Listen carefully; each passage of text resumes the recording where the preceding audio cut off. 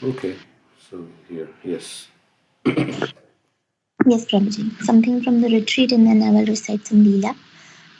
So we went over this verse, Srimad Bhagavatam 11 to 42. Bhakti pareshanubhavo virakti ranyatra chaya shatrikaika kalaha prapada manasya yathasnatha siyus tushti pushti shud apaya anughasham. So this verse says that just like when we eat, we feel pleasure, we feel nourished, and there is relief from hunger. In the same way, one experiences devotion, direct experience of the Supreme Lord, and detachment, virakti from unwanted things. So Maharaj was saying that we need experience of the Lord. We cannot be sustained just by theoretical knowledge. Only when we get a higher taste, then we can give up lower pleasures. Raj was saying that of all the items in the Lord's treasure house, the treasure of the holy name is most valuable. And holy name is Chintamani's touchstone. Like Nam Chintamani Krishna's Chaitanya Rasa Vigraha Purna Shuddho Nitya Mukto Abhinatvam Nam Naminam. So a touchstone, it can change anything into pure gold. So holy name, when it touches the soul, it gives one golden heart where Radha Krishna can live. And a chanter should have faith that the holy name is non different from Krishna. So he said that the spiritual journey depends on Shraddha, faith. And Srila Prabhupada said that it's only by faith that one can advance in Krishna consciousness. So the process of Krishna consciousness is a development of faith. And as we know, with Kanishta Adhikari, Madhyam, and Uttam Adhikari, the difference is the faith. For the Kanishta Adhikari, it is very soft and pliable. Their faith is easily lost. And for Madhyam Adhikari, it's very strong faith, and Uttam Adhikari as well. In Bhagavad Gita 9.3, Krishna says, Ashraddha dhana purusha dharmasyasya parantapa aprapya mam nivartante mrityu samsara vartamani. Those who are not faithful in this devotional service, they cannot attain me. O conqueror of enemies, therefore they return to the path of birth and death. So there are two types of faith we discuss, force and natural. I'm going to paste this picture. I can share my screen.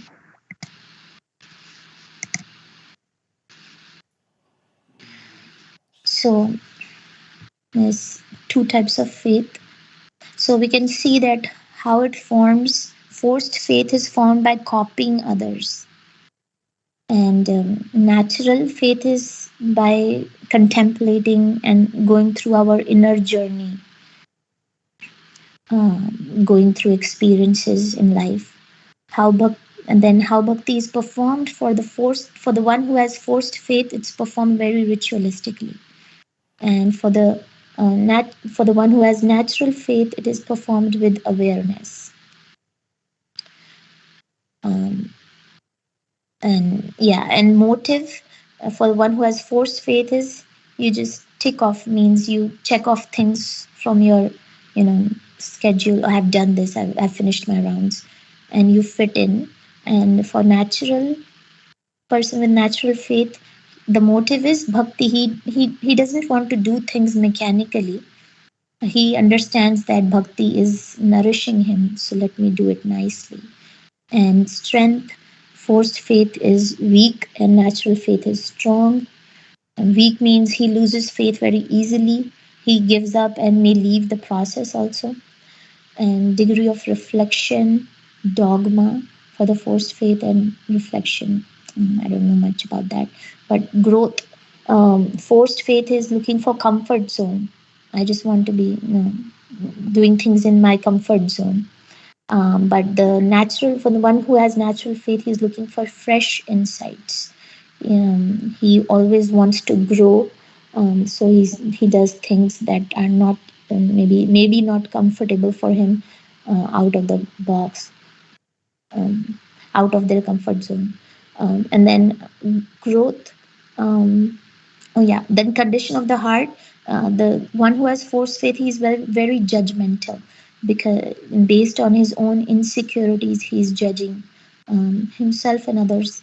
And for the natural faith, he's very compassionate. Inner stability comes from Forced faith being better. Um, I don't know, being better, feeling that he's better than others, or um, I'm not sure. And natural faith person, he is looking for love. It's not about showing to others your bhakti.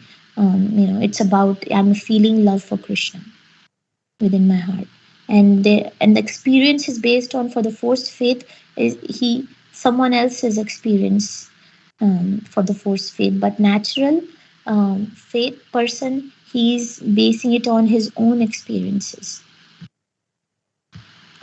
So this Shraddha, faith, it protects the devotees like a loving mother. There is no process that is more of a faith giver than chanting the holy name. Chanting makes theoretical knowledge into realized knowledge. And faith in Krishna and the holy name gives us strength during stormy lives, stormy times, when things are, disturbing. As long as we are in the material world, you know, there will always be disturbances, and devotees will also feel happiness and distress. There will be sickness, disappointments. But the difference is that for the devotee with strong faith, and this natural faith, he would not be overwhelmed by it, and he will have smriti, he will have remembrance of Krishna, and he will be able to see things as they are. I was thinking that the child has natural faith for the parents, that parents will protect me, will maintain me, and they're totally dependent on the parents. So like that, we should have natural faith on Radha and Krishna as our parents. Um, so Srila Prabhupada had a strong faith on the holy name. In the Jaladuta prayers, in the last verse, he says, भक्ति नाही वेदा नाही नाम खूब दारो भक्ति vedanta name sarthakoro. I have no devotion, nor do I have any knowledge, but I have strong faith in the holy name of Krishna.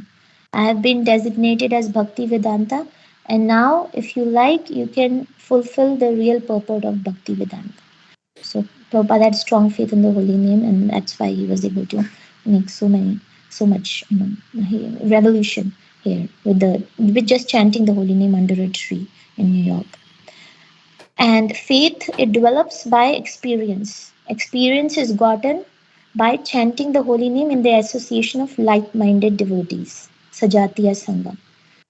So Sajatiya Sangha is one who they want to serve Radha and Krishna in the same rasa, or they have the same desire for spiritual growth.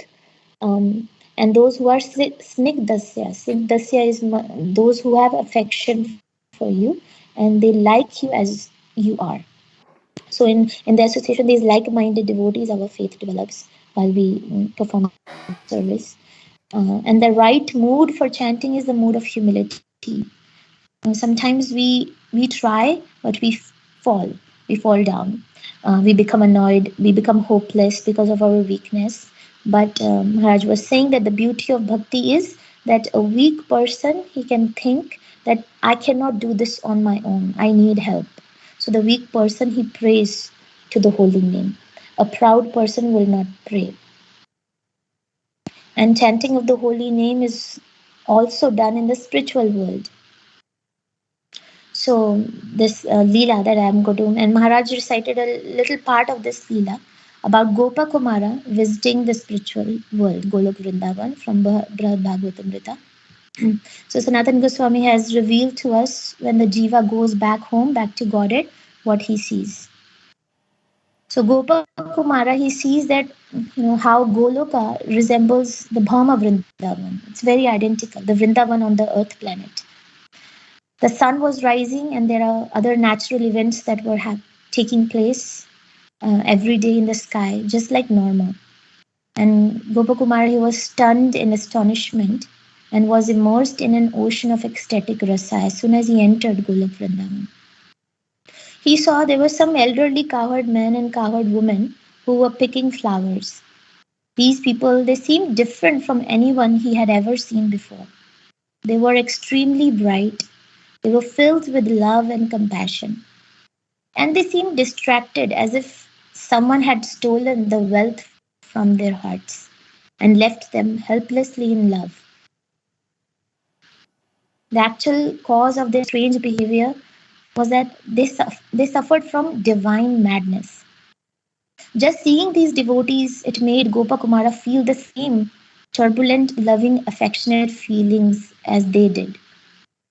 And Gopakumara, he composed himself and asked them this question: O most fortunate souls, you are experiencing such great happiness that the greatest of the sages they cannot even obtain in dreams. You are reservoirs of mercy. Please look with kindness upon me. I'm the most wretched person. Please look with kindness upon me. I have come to you for shelter. Tell me, who is the king of this region? Where does he live? And which road leads there? Gopakumara, he did not get any answer from these men and women. So he first guesses that these Golok Vasis, they are nearly deaf. So he repeats his question and saying loudly, dear people, I'm asking you this with morning cries. Please give me some answer. Even if by some gesture, tell me. He then realizes these people are not deaf, but they're simply paying no attention to him. Gopakumari praises them as Dhanya, you are most fortunate, and Suvrata, you are faithful followers of regulated principles. So he starts glorifying them. And then he was thinking if these devotees may be following some vow of silence, so at least he asked them to give him an answer by signaling with their hands. So even after Gopakumara's fervent pleas, these Golokvasis they didn't respond to him. They didn't even look at him. So Gopakumara says, "Alas, you must be under the spell of that clever cheat." So Gopakumara, rather than becoming angry with them for their neglect, he places the blame on the enchanting Krishna, who is an expert cheat. So then Gopakumara moved here and there, anxiously asking everyone that question. And it is described that the anxiety Gopakumara felt upon his arrival in Goloka actually is a symptom of dainya, a transcendental, unconditional humility, which is the most important prerequisite for gaining entrance into Goloka. We have this verse in Chaitanya Charitamrita, Dinera adhik daya kare bhagavan, kulina pandita dhanira bada abhiman. The Supreme Personality of Godhead Krishna is very favorable to those who are humble and meek. But those who are aristocrats, who are learned scholars, who are wealthy, they're very proud of their position, so they don't get the mercy of Krishna. So Gopakumara noticed this place was very attractive and had an essence of sweetness. On one side of the town, there were sounds of wonderful songs being sung by the cowherd women. They were there was churning of butter, and there was sound of jingling of bangles. And he then came across an elderly gentleman who was sobbing profusely, incessantly chanting Krishna, Krishna. So Sachinandan Maharaj was saying, chanting of the holy name is the means and the goal. The chanting of the holy name is also being done in the spiritual world. So this elderly man, he was crying and he was chanting Krishna, Krishna. So Gopakumara asked the same question to him, who does this town belong to? So this elderly man, in a choked voice, said this town belonged to Nanda, the father of Sri Krishna. And as soon as Gopakumara heard this, he faints, overcome with delight. Finally, I am here in Goloka. With that, he faints. After a moment, the elderly man revived Gopakumara. Then Gopakumara ran ahead and approached a gateway of the town, and he sat there at the gate. He mentions that there he saw hundreds and thousands of millions of amazing wonders, unseen, unheard of, unimaginable by anyone. He says he was not able to understand whether the people of Goloka were they enjoying the highest bliss or were they suffering from terrible misery. Gopis they were singing but were also crying. Their songs were they of greatest happiness or of greatest sorrow? He says he couldn't tell, he was puzzled. So Gopakumara previously he had been to Vaikuntha, Ayodhya Dham, Dwarka Dham, But where he was now, he knew that this place is the most exalted place, above all material planets, all higher non planetary visions, and all the transcendental realms of the spiritual world. But then he came across an elderly lady, and he bowed down to her and asked her, "Where is Krishna playing today?" The lady said, "Oh, Krishna, who is the giver of life to us, he has gone to the dense forest to play with his cows and friends and with Balram, and at dusk he will return."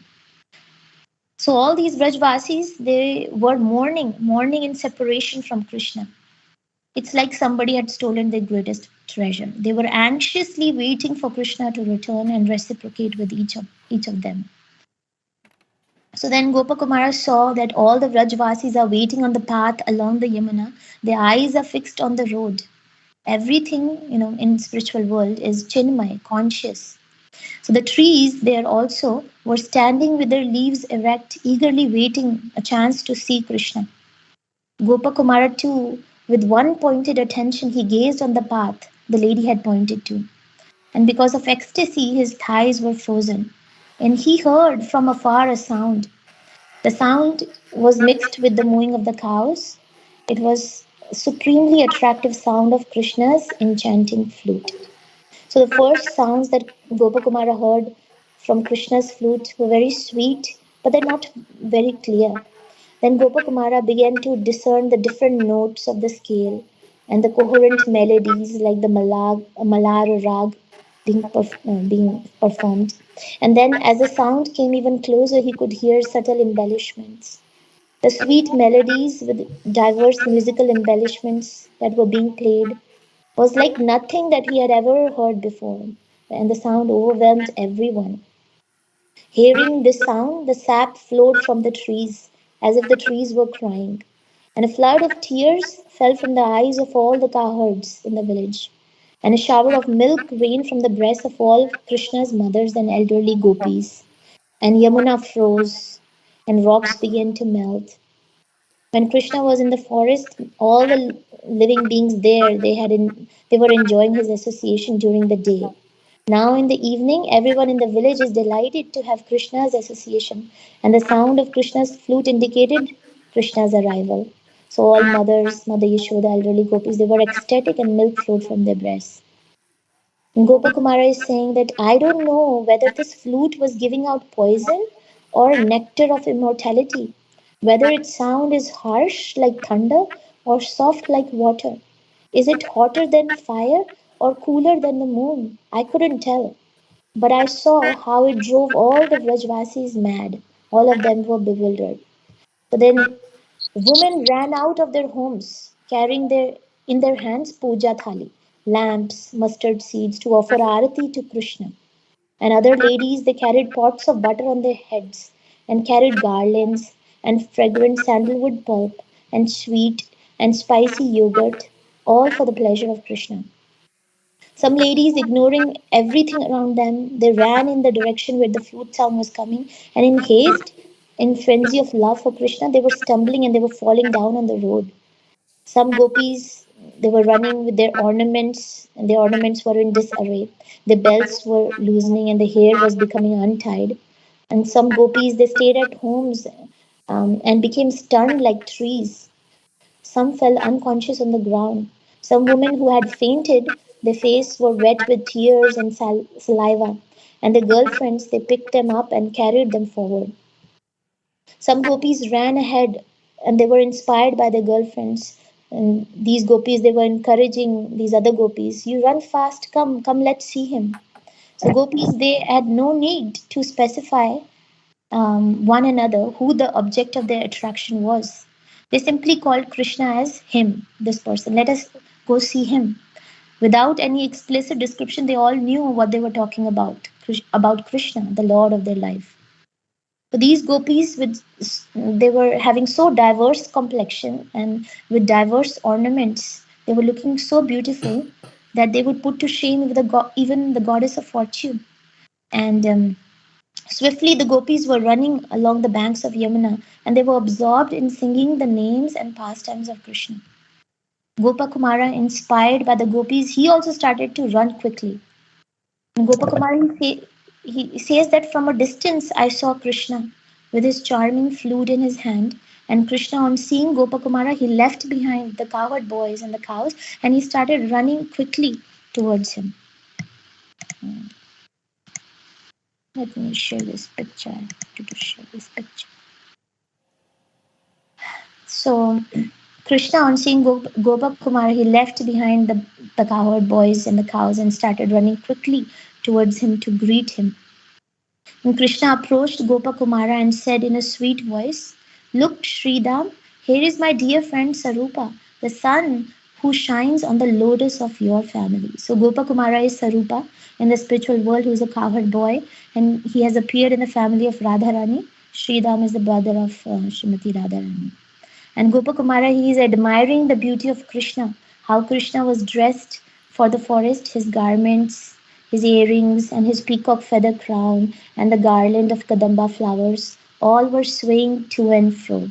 And his sweet fragrance was spread in all directions, and his beautiful lotus face, it blossomed with a playful smile, and his lotus eyes were beaming with a merciful glance, and the fingers of his lotus hands it pushed back blue locks of his curly hair, which his curly hair were flying about while he was running, and it was covered with dust raised from the cows.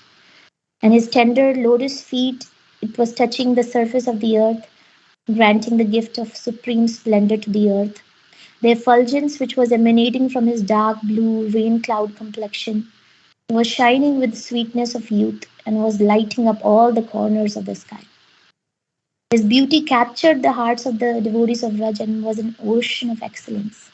So Krishna leaped forward and came close to Gopakumar, compelled by affection. And Gopakumara, he fainted in love seeing Krishna.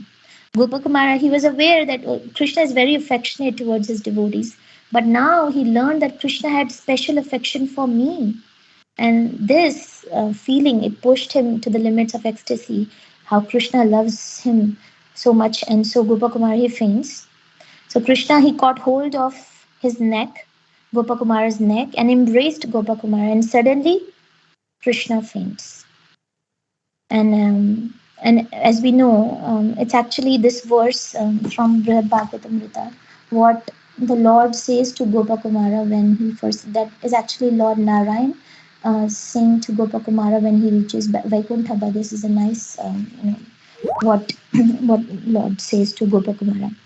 He says that, "Welcome, welcome, my dear boy. I am fortunate, most fortunate to meet you here. For so long I have been eager to see you. My dear friend, you have passed many lifetimes without paying attention to me at all. For so long, hope had me dancing like a fool, thinking, perhaps in this lifetime, or this, he will finally turn his face towards me, but I could not find any pretext on which to bring you to my abode, dear brother, and still follow the timeless laws that I myself have created. You showed me no mercy, and as I considered this, I grew impatient, full of anxiety to receive your favor. So I transgressed my eternal code of conduct and arranged for you to take your current birth. Dear boy, in that divine district of Govardhan, my most beloved abode, I myself became your guru, known by the name Jayanta. Today you have at last fulfilled the desire I have harbored for so long. Please nourish your happiness and mine by staying here forever." So Krishna faints, embracing Gopakumara, and then what happens next, I can discuss tomorrow. So I'll stop here. Thank you, Prabhuji. Thank you. Very nice. Very nice, Mataji. Oh, maybe I was not sharing this picture. I, I wanted to share. Let me paste it. Yes.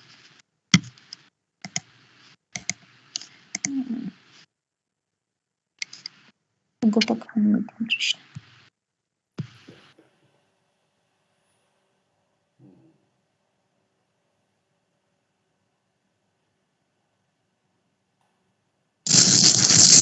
Hare Krishna Prabhuji, we can't hear you. Yeah, nice picture. Krishna embracing Sarupa. So this verse is spoken by Narayan. Yeah, this is when he went to Vaikuntha. But what does Krishna say? Is not mentioned. Yeah, I mean, It's I'll go. It's like that Leela continues. So okay. Yeah. when he gets up from fainting down, like yeah, he will say something. So say it tomorrow. So this is Leela Smaranam as we are chanting the holy name. If we read this Leela again and again, we will remember it, memorize it, and it will come to our mind when we chant the holy name. So it's nice. So this is in the now it's recorded on YouTube, so you can hear. Okay, and it's in Priyat Bhagavatamrita also. You can read. Correct. So this is Krishna as this is a cowherd boy, right? Sarupa is a cowherd boy who's going back. Is there any other pastime where gopi, somebody who's a gopi is going back in the gopi form to? Mm, This is like Sarupa, who is a cowherd boy, right? Who his eternal form is a cowherd boy in the spiritual. yeah. Yeah, I have not heard. I mean, Sanatan Goswami has shared this one example. Hmm. But who's the sister of Radharani? Anga Manjari. Manjari. Who's that? The, she actually, I've heard that she greets the gopi who has come. What's her name? Ananga Manjari, right? Yeah, Radharani's sister.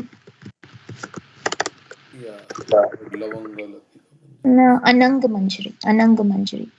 Ananga Manjari is the one who greets the gopi and explains to her her service in the spiritual world for Radharani. Um, that I've heard, but we don't have. It's okay. Yeah, thank you. Okay, anything else anybody like to say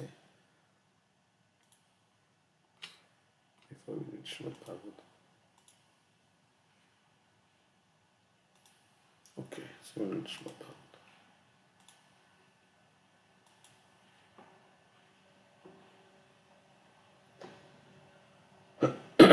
So Maitreya Muni is speaking to Vidura.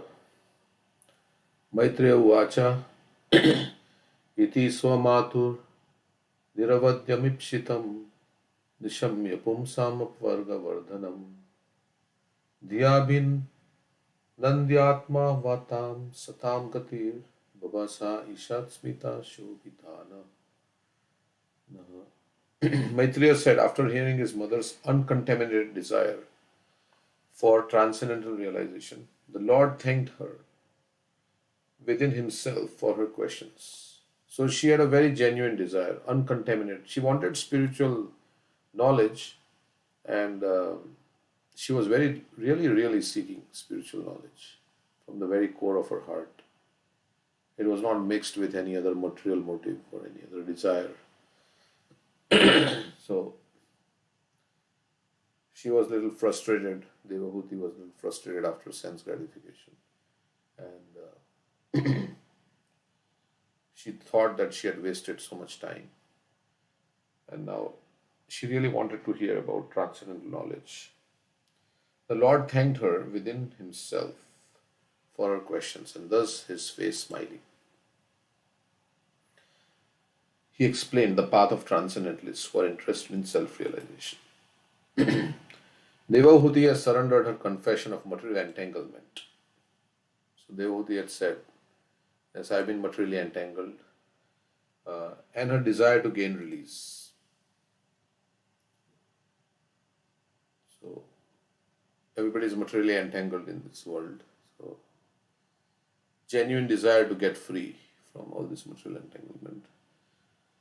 She had that desire to become free. Her questions to Lord Kapila are very interesting for persons who are actually trying to get liberation from material entanglement and attain the perfectional stage of human life. Unless one is interested in understanding his spiritual life or his constitutional position, and unless he also feels inconvenience in material existence, his human form of life is spoiled. Prabhupada said, like Bhakti Siddhanta Saraswati Thakur, this material world is not is not a, It's not a place for the gentleman to yeah, live. correct. Is not a fit place for a gentleman to live. So something we should feel inconvenience in this material existence. Yeah, something is not right, and until we feel that, we will not take up spiritual life because we are happy in our by the illusory energy. So unless you see the problems with material existence, as Prabhupada says, unless one is pessimistic of the material existence, considering the miseries of birth, death, old age, and disease, there is no impetus to make spiritual advancement. So his human form of life is spoiled. That one day I will have to die, my body will no longer be there, I will have to go through disease, to go through old age. When you can see what is forthcoming, then then you think, what am I doing here? What am I trying to establish here? Everything is going to be lost. What am I doing? The intelligence kicks in and says, what is the point of all this? If in few years it's all going to be lost, why am I working so hard and what am I trying to do here? And I'll have to move on to my next life. So then, where am I going? What is the purpose of this life? How can I, I've done so many sinful activities. How can I atone for sinful activities? What should I do? Like that. One can, one becomes like serious about. One who does not care for these transcendental necessities of life and simply engages like an animal in eating, sleeping, fearing, and mating has spoiled his life. That Prabhupada says. So one would, if athada Brahma Jigyasa is not there and only Ahara Nidra Bhaya Maithuna is there, eating, sleeping, mating, and defending, then there is not, he has spoiled his life. Dharmena Hina Pashubi Sama. Lord Kapila was very much satisfied by his mother's questions because the answers stimulate one's desire for liberation from the conditional life of material existence. Such questions are called Apavarga Vardhanam. Vardhan means to increase, and Apavarga means liberation. So they increase the interest in liberation. Such questions. Why am I here? Why I have to die? Why am I suffering?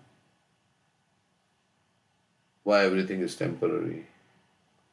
Those who have actual spiritual interest is called Sat or devotees. Satam Prasangat. Sat means that which eternally exists, and Asat means that which is not eternal. Unless one is situated on the spiritual platform, he is not Sat. He is Asat. So we have Satsang, right? Satsang means a Sangha where you discuss about Sat, eternal, like spiritual world and our relationship with Krishna, which is eternal. And a Satsanga is where there is partying going on and all worldly talk and politics and sports and all this thing there. This is Asat because nothing is going to last. It's a temporary, some stimulation of the senses, some temporary stimulation of the senses. The Asat stands on a platform which will not exist, but anyone who stands on the spiritual platform will exist eternally. So we are standing on a platform which will not cease to exist, our body. So everything is dependent on this body, but this body will cease to exist. As Prabhupada says, body is meant for disappearance. So everything connected to the body will also be gone. But anyone who stands on the spiritual platform will exist eternally. As spirit, soul, everyone exists eternally. But the Asat has accepted the material world as his shelter and therefore is full of anxiety. Sada samudviknadhyam asad grahat. Asad grahat.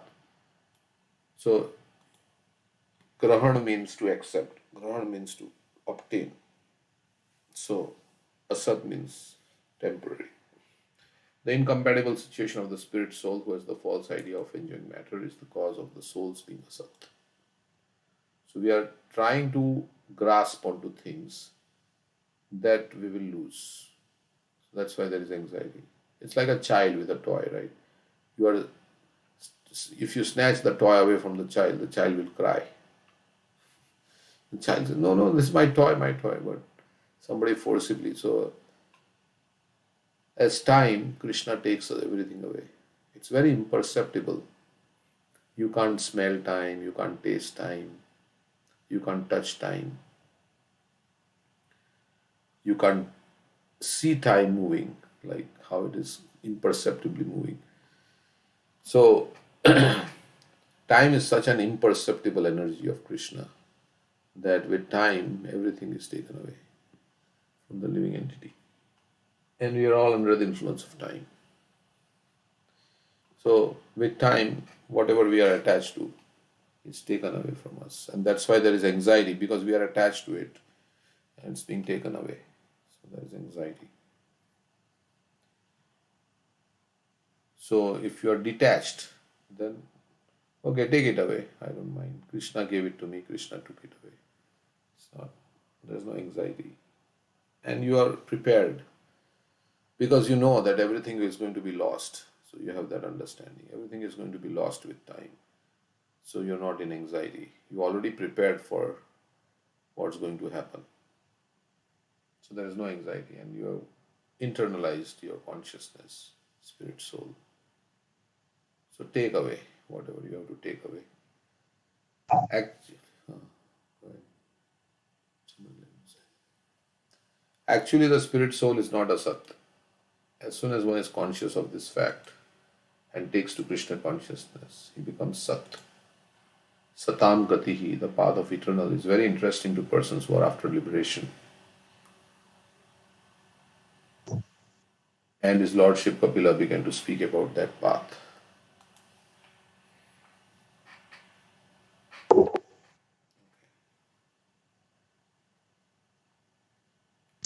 So most of the people are pursuing the impermanent.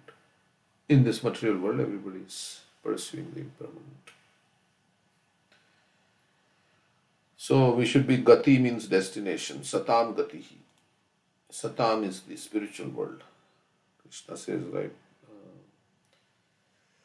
that this material world, paras tasmatu bhava anyo vyakta vyaktat sanatana. This world remains as it is. It is satam. It is sat, eternal.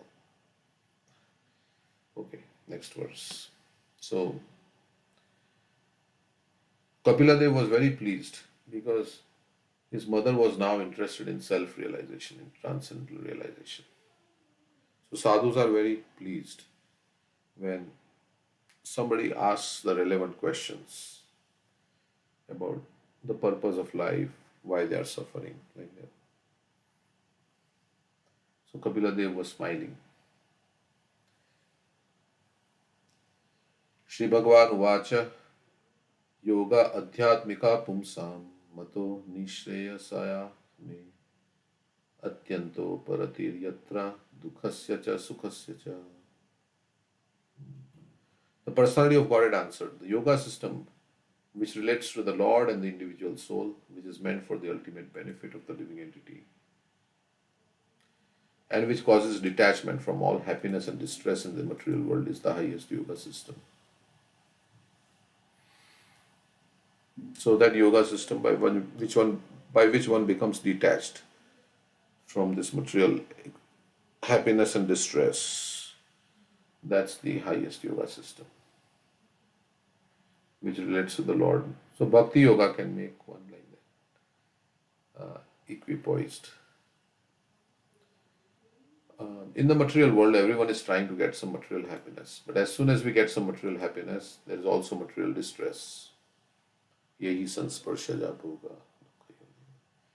In the material world, one cannot have unadulterated happiness. You can't just keep on having happiness. There will be distress also. And Prahlad Maharaj says, as soon as you endeavor for material happiness, your distress also begins.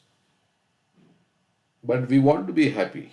So that's why we are all Anandamaya Bhyasat. So we are looking for pleasure. But we are looking for in the wrong way, in the wrong place,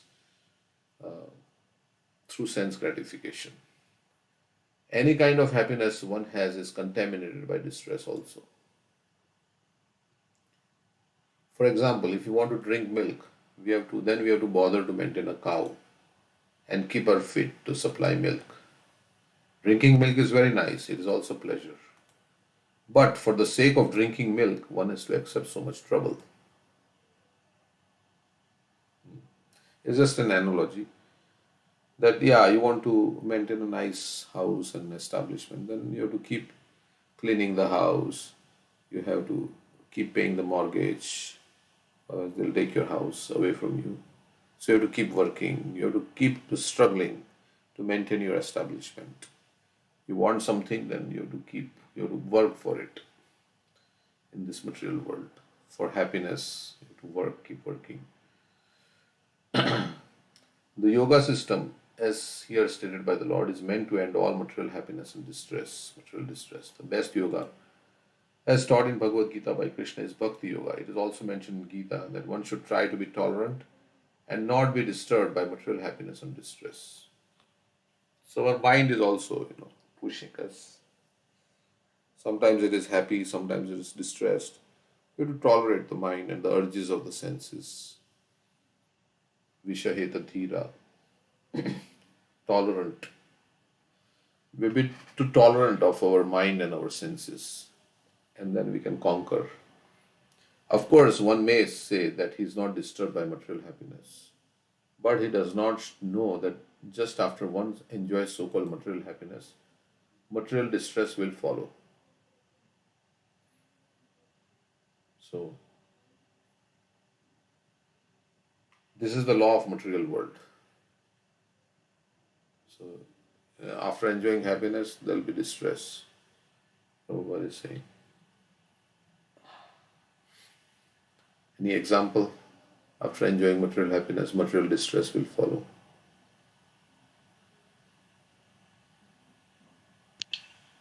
If you feel a lot of ulcer, the next day you might have stomach ache or you have to go to the hospital. We cannot overdo.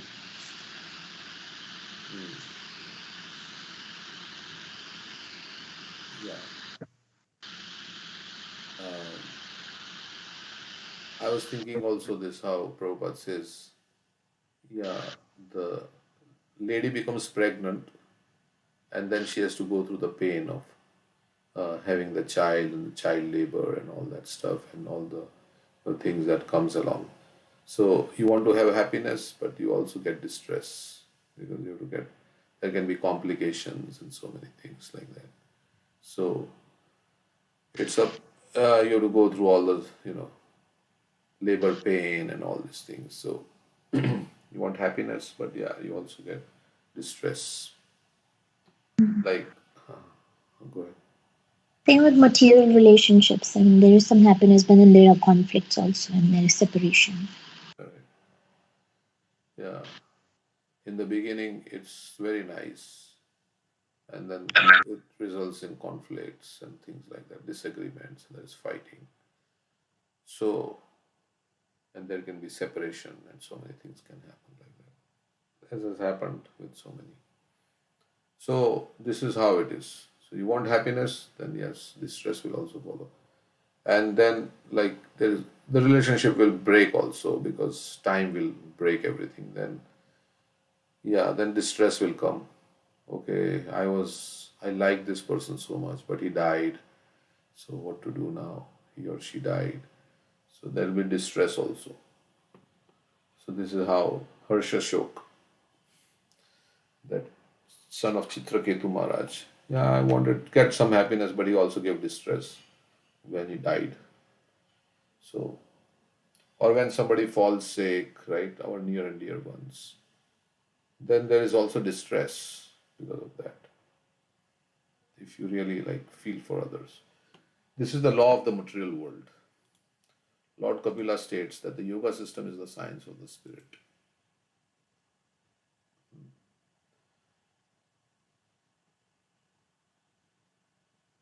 One practices yoga in order to attain perfection on the spiritual platform.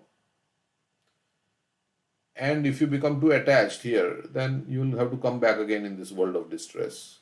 Birth in material world is not auspicious. because it's like, you're setting up yourself for birth, death, old age, and disease as soon as you take up birth. We think very great about our birthday, but it's like inauspicious. As soon as there is birth, now we have to face death also. You get old age, disease, and all the struggles in between. So, yeah, so it may be some happiness, but that happiness will bring you back. You become attached to that happiness and it brings you back, and then again you have to suffer distress.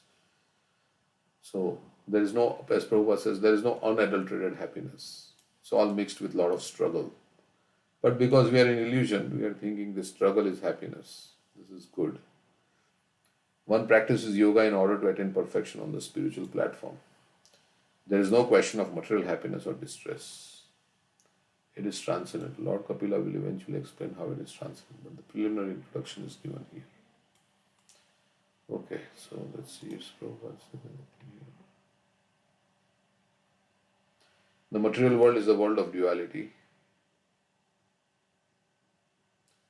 Let's see here. Everyone is trying to get off material distress and gain some. In any case, when something is material, there is only so-called happiness and so-called distress. For instance, there may be fireworks going on, and this may be happiness for someone, but distress for us. Some people are thinking that these fireworks are very enjoyable, and we are thinking that they are very inconvenient. This is the material world. On one side, so one man's food is another man's poison. One side there is happiness, on the other side there is distress. Both happiness and distress are actually illusions. In summer, water is happiness, but in winter, it is distress. The water is the same, but at one time it brings happiness and another time it brings distress. When a son is born, he brings happiness, but when he dies, he brings distress. In either case, the son is the same.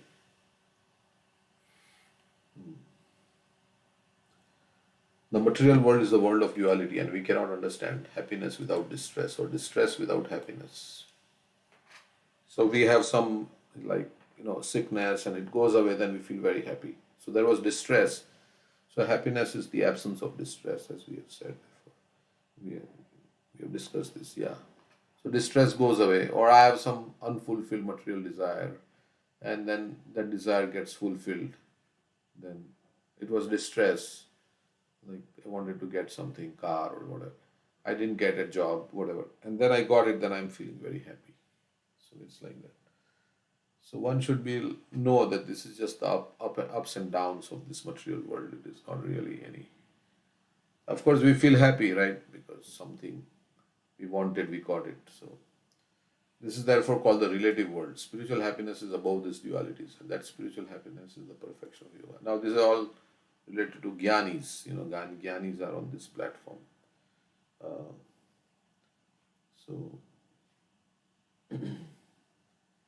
Prabhupada says, the sparks are illuminated when they are with the original fire, but the sparks no longer associate with original fire, they are extinguished.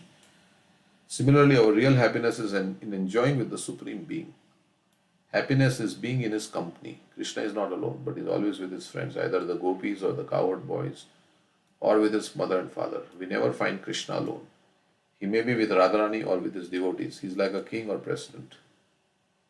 So, when one says that king or president is coming, it is understood that he is not coming alone.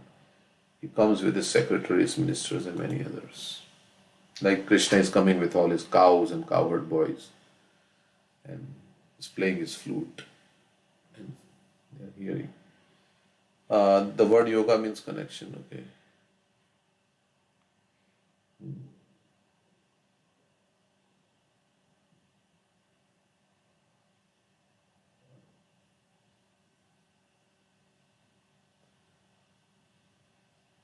People are in darkness and they have to be enlightened. We have finally come from the animal kingdom to the human form.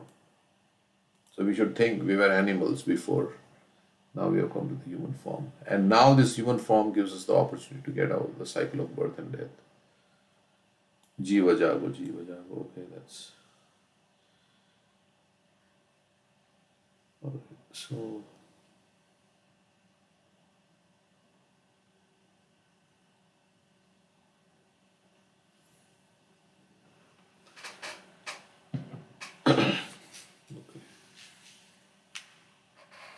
This body also, right? It gives us happiness at one time, and then that same body will give us distress at another time when it becomes diseased. So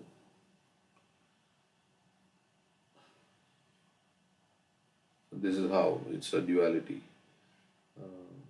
If we just accept the principle of surrender to Krishna, we'll become actually transcendental to so-called material happiness.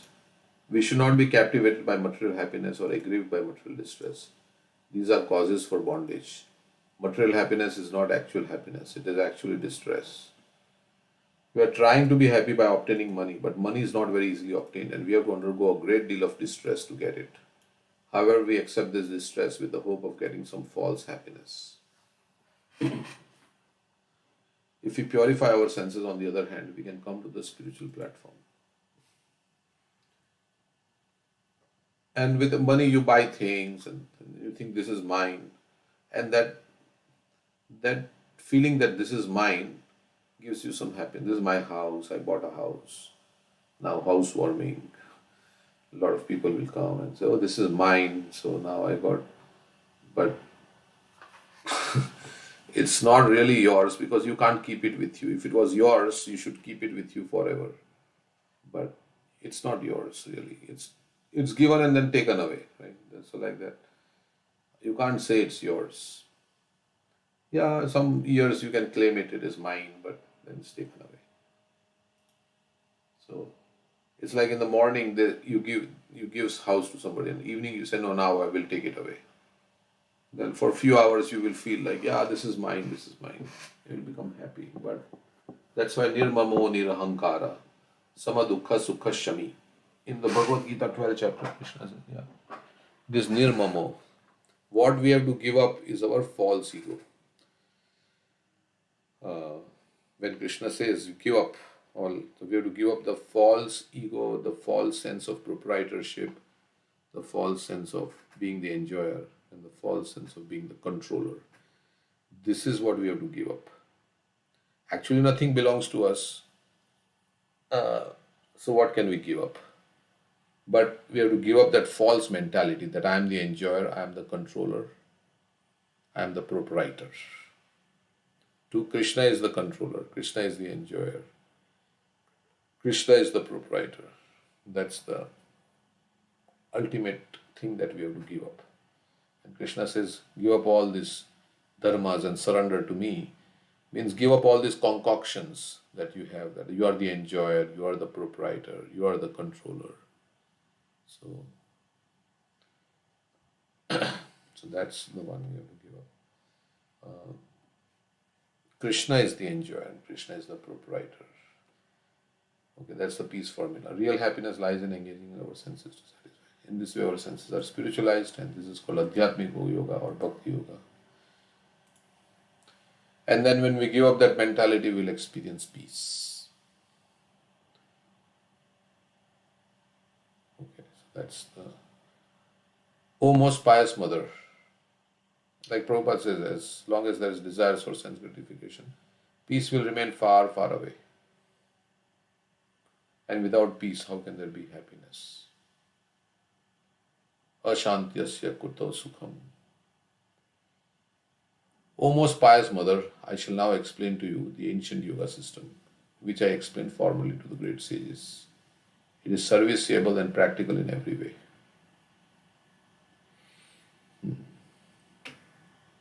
Just like Krishna is saying, the same yoga system. Sa eva mayati adya yoga prokta puratana. Bhaktosi me sakha cheti rahasyam yetaduttamam. I am explaining that puratana, that old science that I explained to Vivashwan. So it is practical, and the Lord does not manufacture a new system of yoga. Sometimes it is claimed that someone has become an incarnation of God and is expounding a new theological aspect of the absolute truth. But here we find that although Kapila Muni is the Lord himself and is capable of manufacturing a new doctrine for his mother, he nevertheless says, I shall just explain the ancient science system, which I once explained to the great sages because they were also anxious to hear about it. When we have super excellent process already present in the Vedic scriptures, there is no need to concoct a new system to mislead the innocent public. At present, it has become fashion to reject the standard system and present something bogus in the name of a newly invented process of yoga. Okay, so the standard system one should accept Prabhupada is saying. Okay, let's see what Prabhupada says here.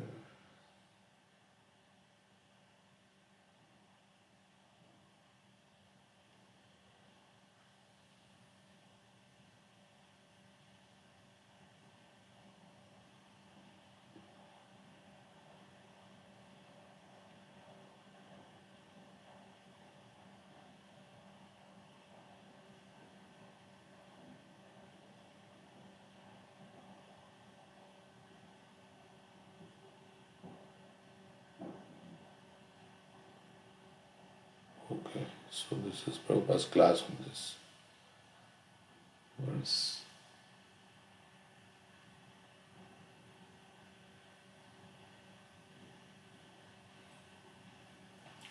It is the body that is destined to die, whether the body be that of Brahma or a small ant. One should not think that one is liberated because one can live millions and millions of years. Life of Lord Brahma covers millions of earth years, yet he is also subject to birth and death. That is the way of conditional life. Okay.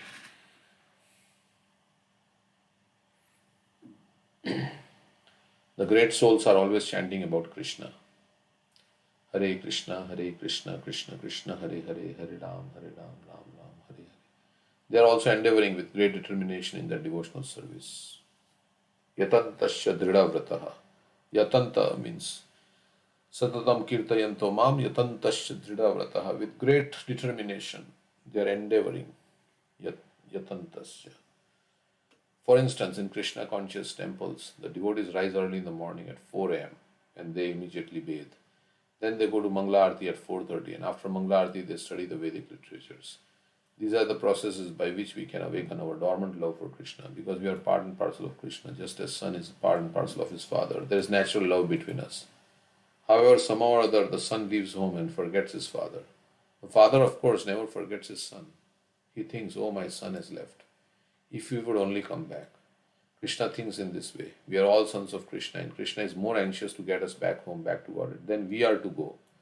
Therefore, Krishna comes and says, you rascal, give up all this nonsensical material engagement.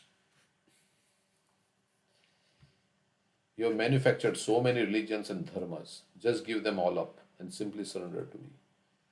Krishna comes himself and leaves behind his words. His words are also himself, because his words are absolute. Presently we do not see Krishna, but if we actually advance, we will see him. When we see the deity in the temple, we think, oh, this is an idol. It is not Krishna. If we think in this way, we have not seen Krishna. Krishna is also present in his words, Bhagavad Gita. That is Krishna Vani, the message of Krishna. The stage of awareness of Krishna can be attained when one is advanced in Krishna consciousness. Then one can understand that Krishna is present in the deity, in Bhagavad Gita, in taste of water and sunshine, moonshine, and all sound. Krishna is present everywhere. But one has to acquire knowledge in order how to see Krishna. Okay.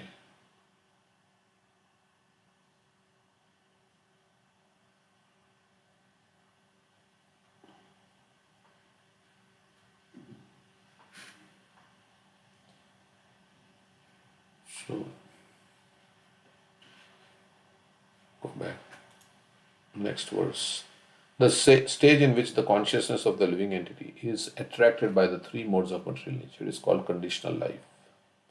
But when that same consciousness is attached to the Supreme Personality of Godhead, one is situated in the consciousness of liberation.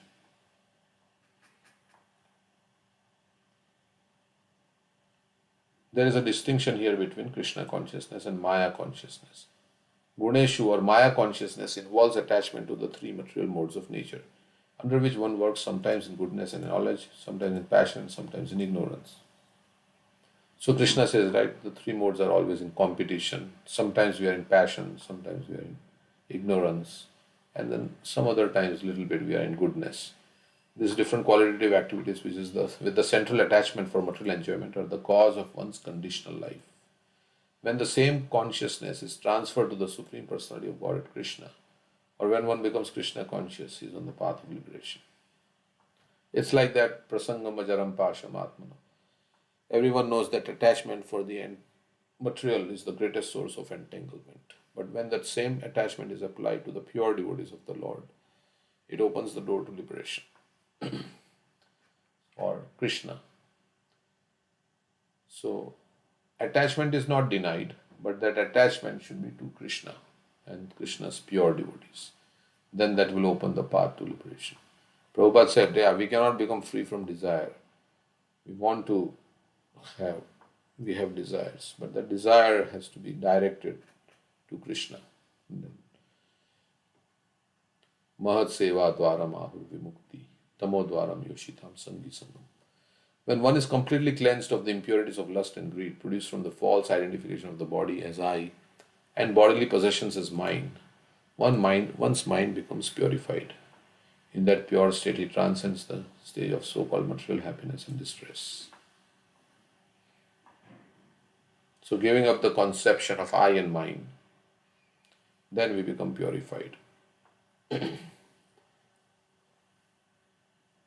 Or by serving Krishna, we become free from the upadis. Sarva upadi vinirmuktam tatparatvena nirmalam rishikena rishikesha sevanam bhakti uchyate. We become free from the conception of I and mine upadis by serving Krishna.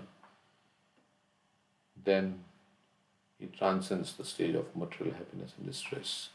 Kam and lobha are the symptoms of material existence. Everyone always desires to possess something. It is said here that desire and greed are the products of false identification of oneself with the body. When one becomes free from this contamination, so tadarajastamo bhava kama lobha dayasya cheta eterana vidyam sitam satve prasidati. So we are affected by the mode of passion which is characterized by greed and lust. Tadarajastamo bhava, rajas and tama. Passion and ignorance. Everyone always desires to possess something, it is said here that desire and greed are the products of false identification of oneself with the body. When one becomes free from this contamination, then his mind and consciousness also become freed and attain their original state. Mind, consciousness, and the living entity exist. Whenever we speak of the living entity, this includes the mind and consciousness. The difference between conditional life and liberated life occurs when we purify the mind and the consciousness. When they are purified, one becomes transcendental to material happiness and distress. Brahma Bhuta stage, right? We are identifying with the mind and with the body also, the subtle body and the gross body. And when we become free from that designation, then we are on the spiritual platform. In the beginning, and how do you come to spiritual platform? By chanting Hare Krishna. In the beginning, Lord Kapilas had said that perfect yoga enables one to transcend the platform of material distress and happiness. How this can be done is explained here. One has to purify his mind and consciousness. This can be done by the Bhakti Yoga system. As explained in Narada Pancharatra, one's mind and senses should be purified. Tatparatvena nirmalam. One's senses must be engaged in devotional service to the Lord. That is the process. The mind must have some engagement. One cannot make the mind vacant. Of course, there are some foolish attempts to try to make the mind vacant or void, but that is not possible. The only process that will purify the mind is to engage it in Krishna. The mind must be engaged. If we engage our mind in Krishna, naturally the consciousness becomes fully purified and there is no chance of the entrance of material desire and greed. So if you don't engage mind in Krishna, then mind will be engaged in Maya. So there is only two choices. Either mind is engaged in Krishna, Krishna's service, or mind is engaged in Maya and Maya's service. So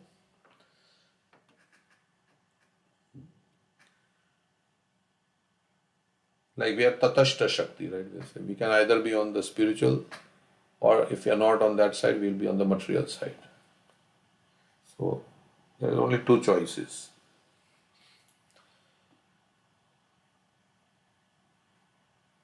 Okay, so if we engage in Maya service, we get a kick, right? We get distress. And if we engage in Krishna's service, then we get embraced, as like Gopakumar was embraced. Saw that picture, Krishna embracing Gopkumar. So Maya will kick us from one body to the next. Like a football, we are kicked around in this material existence. Sometimes we are here, sometimes we are there, like a football in the game, right? Somewhere, sometimes it is on this side, sometimes on high in the air, sometimes it's somewhere near the other goal post. So our Brahmanda Brahmite, we are just kicked around by Maya like a football. So if we want to stop this being kicked around, then we have to take up bhakti.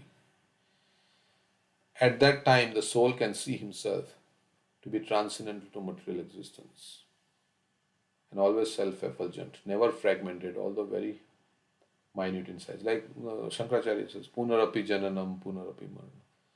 Punarapi Janani Jathare. Sometimes we are in this womb, sometimes we are in that womb of mother, sometimes in another womb of mother, like that. Sometimes in a pig mother, sometimes in a tiger's mother, like that, tigress. So like that, we are kicked around, the soul is kicked around. And then we get that body, and then it's like a dream, right? I mean, you go through so many lifetimes in different bodies, and now I'm a tiger, and I'm thinking, this is my family, tigers, all these tigers, it's my mother, and then I have to kill all the animals, and I have to eat them. And then next life, as a pig, I'm eating stool, and like that. So different desires are coming in different bodies. According to the body you get different desires. So, okay, let's see. What's the time? Yeah. At that time, the soul can see himself to be transcendent to material existence and always self-effulgent, never fragmented, although very minute in size. In the state of pure consciousness or Krishna consciousness, one can see himself. Now, Prabhupada is writing that because he can see himself, who he is. One can see himself as a minute particle, not different from the Supreme Lord. So it is, one thing is like theory, like, and then another is realization. So, as stated in Bhagavad Gita, the jiva or individual soul is eternally part and parcel of the Supreme Lord. So we have to realize that we are the Ansha, we are the part and parcel, we are not this body, we are the soul.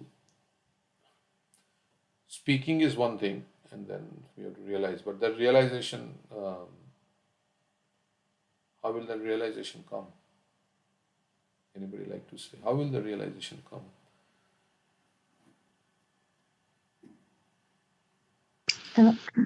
Realization of real spirit, sir? Realization of anything, like I'm not this body, I'm spirit, soul, I'm servant of Krishna, I'm part and parcel of Krishna. How will that all this realization come? Chanting the holy name, it makes theoretical knowledge into realization. And then doing service to Krishna, right? There was this, who was that? Bhakti-Siddhanta Saraswati Thakur came. I forgot his name. He had a lot of questions, and Bhakti-Siddhanta Saraswati Thakur said, "You go to those devotees who are cleaning the paraphernalia of the Lord." And then he started doing that service, and all the answers to his questions came from within. Madan Mohan Malviya. Yeah. Yeah. Service to the Lord will give realization. Basically. By the Lord's grace, the realization will come in the heart. So Krishna will give us realization. We are engaged in his service with the right consciousness. Dadami buddhi yogam tamena upesh.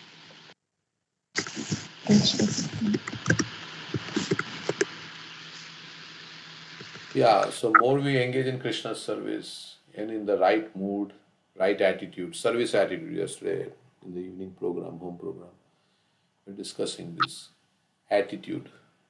So there has to be right attitude, service attitude, and not enjoying attitude, but service attitude. Then all the realization will come from that. Maharaj was speaking about that, service attitude. Like we are saying Krishna, when we are chanting Hare Krishna, we are saying, "Oh Krishna, please engage me in your service." So chanting itself is service, and we are asking for service also.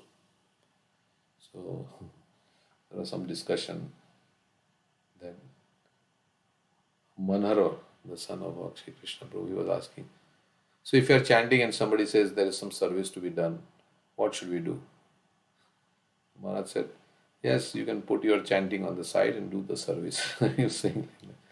Because you are saying that, please give me service, please give me service, please engage me in your service. That's the meaning of Mahamantra. So then the service is coming, and then you're saying, no, no, no, I don't want to do the service. So you're Well, saying, I think you first need to finish your 16 rounds, right? Like Prabhupada gave the order, right? The first is health, second is chanting, chanting, third is service. service, and fourth is reading scriptures. So he gave service as third position. You first need to finish your 16 rounds of chanting. Actually, chanting is also service. Mhm. So the chanting, the holy name is also service, and we are also asking for service. Yeah. So that's why we have to chant in the morning. Uh, so we can at least finish our 16 rounds, because otherwise whole day we are moving with our beat bag, and then you go to temple and somebody says, can you help me in the kitchen? No, no, I'm chanting.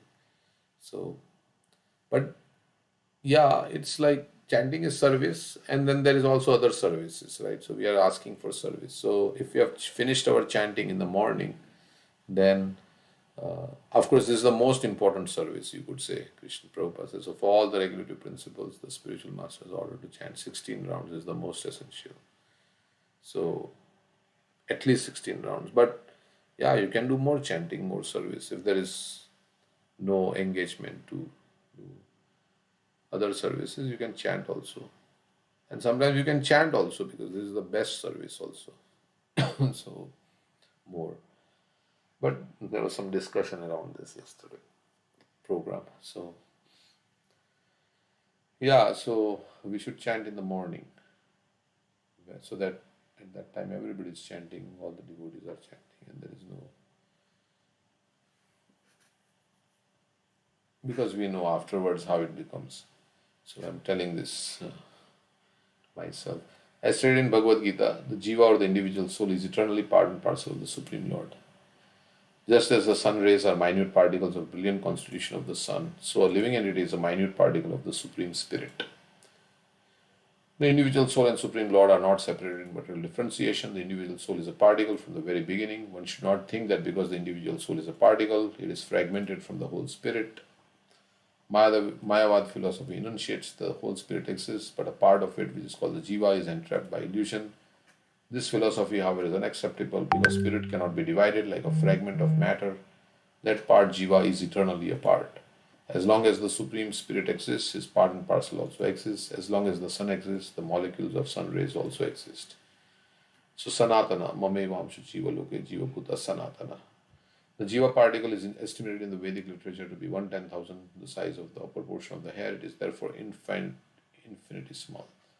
The Supreme Spirit is infinite, but the living entity or the individual soul is infinitesimal, although it is not different from the quality of the Supreme Spirit. Two words in this verse are particularly noted. One is nirantaram, which means non-different or of the same quality. The individual soul is also expressed here as animanam. Animanam means infinitesimal. Okay. The Supreme Spirit is all pervading, but the very small spirit is the individual soul. Akhanditam means not exactly fragmented, but constitutionally always infinitesimal. No one can separate the molecular parts of the sunshine from the sun, but at the same time, the molecular part of the sunshine is not expansive as the sun itself. Similarly, the living entity by its constitutional position is quality the same as the Supreme Spirit, particularly in science. So we are eternally part, and that's how. Okay, so we can read some Krishna book a little bit. Actually, I forgot it. Let's see here. So, any comments? Anybody else? I mean, this is basic 101 Krishna consciousness. It's just whether we have to assimilate and realize the basics. If the basics are understood nicely, understood and then realized, then your life is perfect. So Muchukunda. I think this cannot be the right place. I read Muchukunda.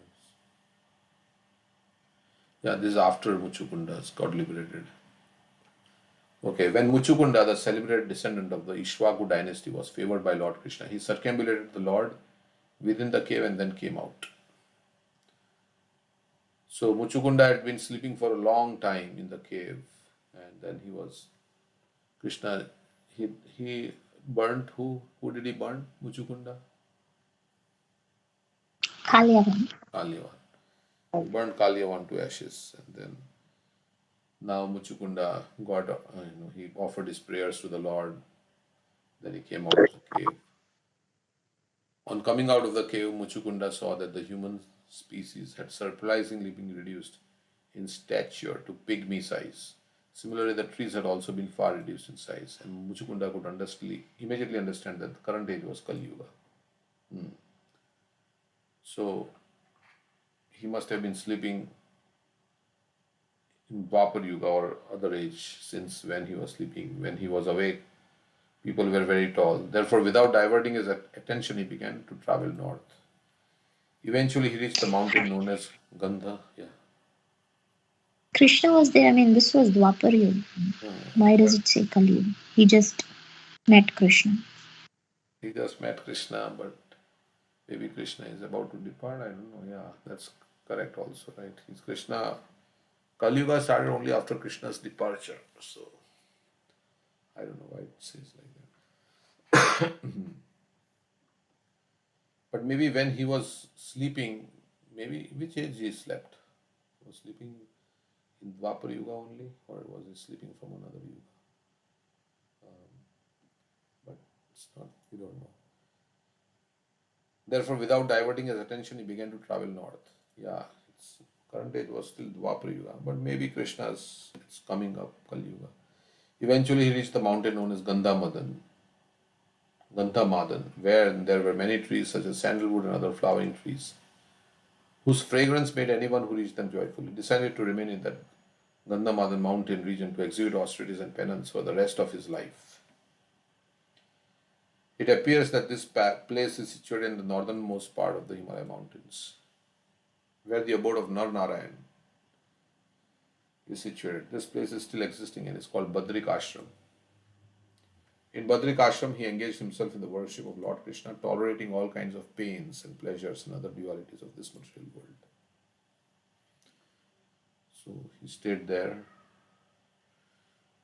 He thought that this is now Kali Yuga. He understood like that. And then he thought, now it's not worth staying around here. Should go back to home. So he went to Badrik Ashram to practice austerity. Lord Krishna returned to the vicinity of Mathura, where he fought with the soldiers of Kalyavan and killed them one after another. So Kalyavan was dead, but then his soldiers were there, so he killed them. After this, he collected all the booty from the dead bodies under his direction. It was loaded on bullock cart and brought back to Dwarka.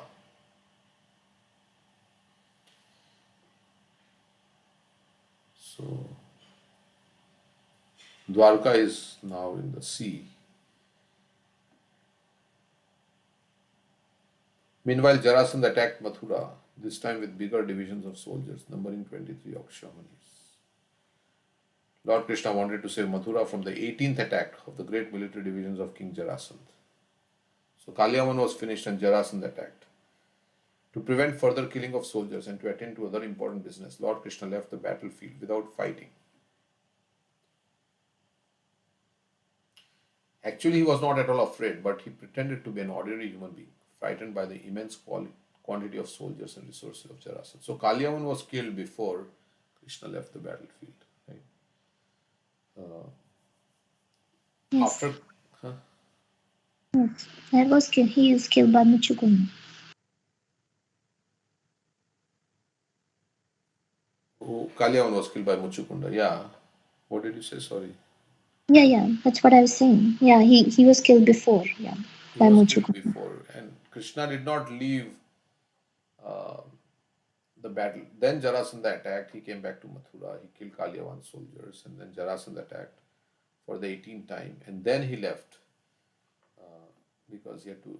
Prabhupada says he had to attend to other important business, and that is Rukmini. Yeah, you understand. Without any weapons, Krishna left the battlefield. Although his lotus feet were as soft as the petals of a lotus flower, he proceeded for a very long distance on foot. This is where that hill thing comes. So, although he was like just a human being, but he went a long distance without any. This time, Jarasandha thought that Krishna and Balram were very much afraid of his military strength and were fleeing the battlefield. He followed them with all his chariots, horses, and infantry. After 17 defeats, he was thinking, now I am very powerful. Krishna is fleeing. He thought that Krishna and Balram to be ordinary human beings, and he was trying to measure the activities of the Lord. Due to this pastime, Krishna is known as Ranchod, Ranachod. Chod means leaving, which means one who has left the battlefield, Ranabhumi. In India, especially in Gujarat, there are many temples of Krishna known as Ranchodji. Ranchod, Ranchodji. Ordinarily, if a king leaves the battle without fighting, he is called a coward. But when Krishna annexed this pastime, leaving the battle without fighting, he is worshipped by the devotees. Prabhupada's, yesterday Maharaj was saying here, Krishna spent so much time in Gujarat, in Dwarka, 115 years, something like that, he spent in Dwarka. A demon always tries to measure the opulence of Krishna, whereas a devotee never tries to measure his strength and opulence, but always surrenders to him and worships him. So we cannot know the greatness of Krishna, but we just surrender, we can just surrender to Krishna. Because we cannot measure his strength. By following in the footsteps of pure devotees, we can know that Krishna, the Ranchodji, left the battlefield not because he was afraid, but because he had some other purpose. The purpose, as it will be revealed, was to attend to a confidential letter sent by Rukmini, his future first wife. Krishna is leaving the battlefield as a display of one of his six opulences. Krishna is supremely powerful, supremely wealthy, supreme famous, supreme wise, and supreme beautiful. Similarly, is the supreme renouncer. So he doesn't care about his reputation. He's renounced the desire to be. Srimad Bhagavatam clearly states that he left the battlefield in spite of having ample military strength. We'll end with this. It's long, so we'll just finish this. Even without his militia, he alone would have been sufficient to defeat the army of Jarasandha, as he had done 17 times before. Therefore, leaving the battlefield is an example of his supermost opulence, renunciation, and his Bhakta Vatsalta. He doesn't care. He can break his own promise, or he can put his reputation at stake to save the devotee, as happened with Arjuna saving Arjuna, like that. Even Prabhupada writes, even when Ashwatthama released the Brahmastra, he went inside and saved, although he said he will not participate in the battle of Kurukshetra. Of course, Prabhupada says battle of Kurukshetra was kind of over, but still, in that also purport, Prabhupada writes that Krishna is very eager to save his devotees. He doesn't care about his promise. So,